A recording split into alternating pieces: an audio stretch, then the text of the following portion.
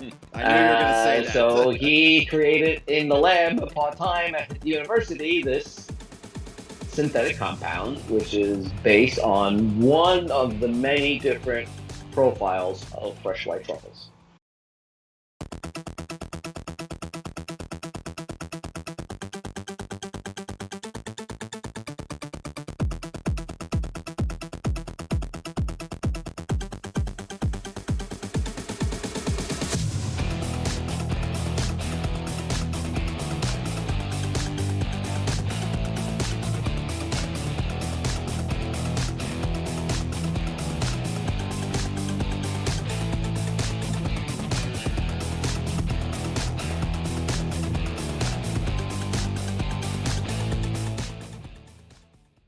I'm Rosario Safina, founder and CEO of Rosario Organics, the only USDA 100% certified organic line of truffle products.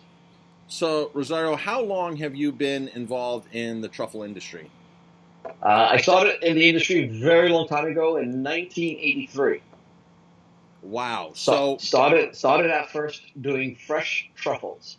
excellent. So, you started first doing fresh truffles. When did truffle oil come into play? Is truffle oil a newer product, or has truffle oil been around for forever?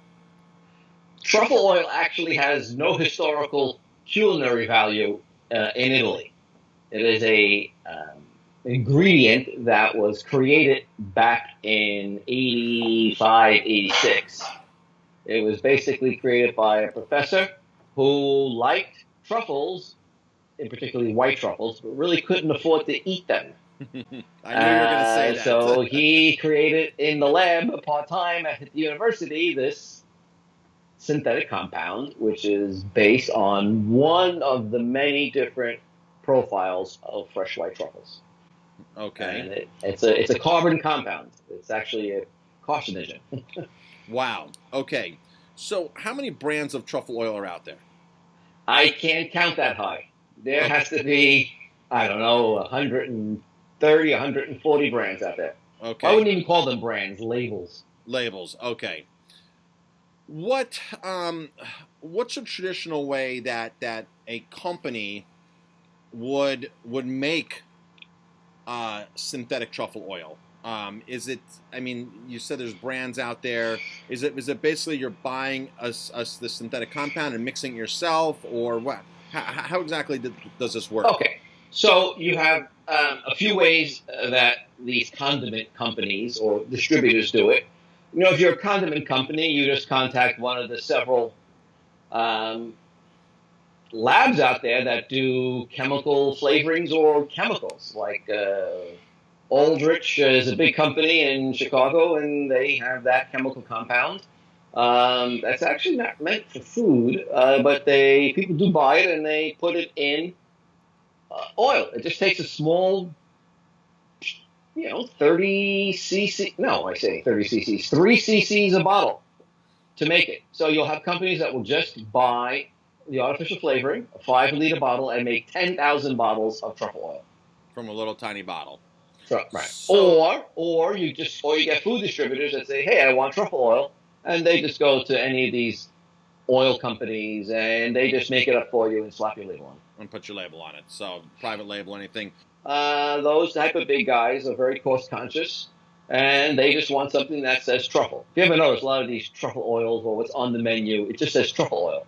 It's not black truffle oil, white truffle oil, blue truffle oil. It's just truffle. Just truffle oil, You know, and it's just truffle. we'll definitely talk about how to read labels and Right. such. So out of this so-called synthetic compound, are any of the brands that you're aware of using like real ingredients besides truffles? Because somebody told me once, well, oh yeah, celery and broccoli can mimic truffle flavors if combined correctly.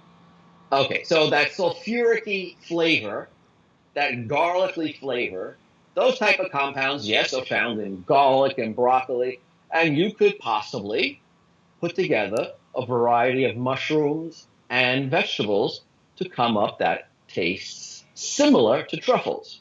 But at the end of the day, it is still not truffles.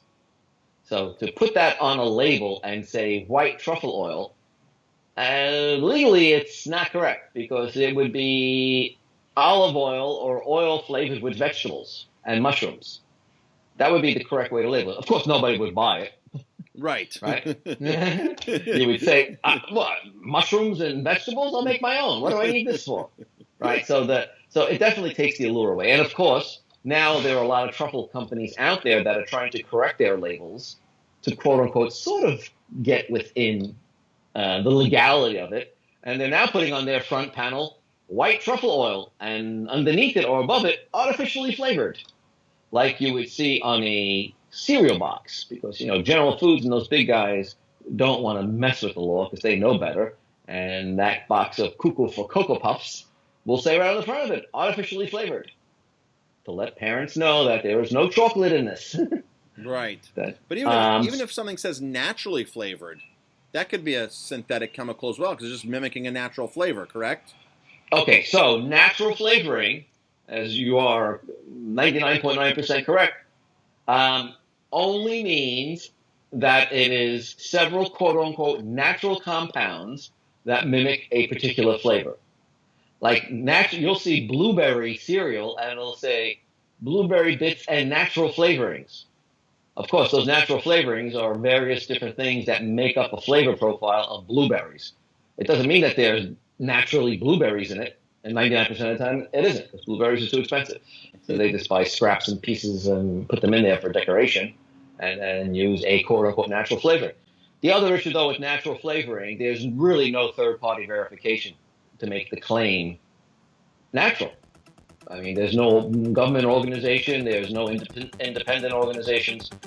So that's always a funny term. You'll see naturally raised, or all these different terms of the word natural. There's no verification process.